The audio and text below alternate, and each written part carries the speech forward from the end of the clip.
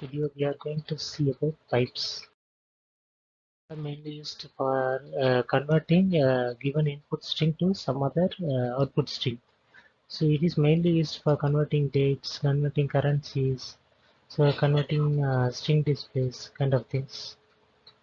Angular have inbuilt pipes.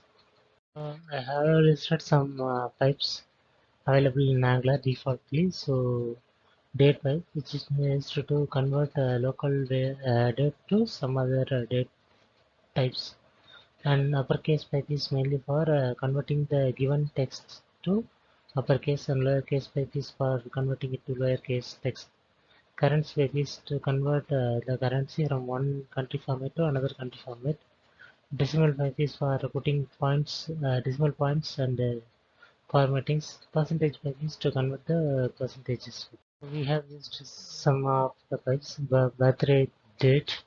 So birthday has been converted to date format. So date is date format, and amount, here amount is converted to currency format, that is specified as euro.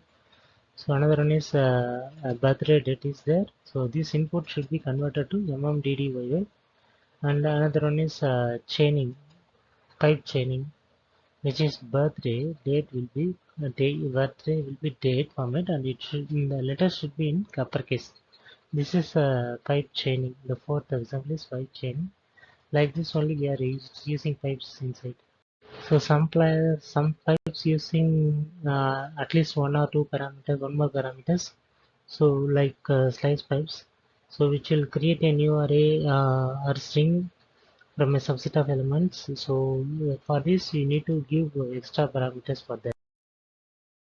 Thanks team, thanks for the support.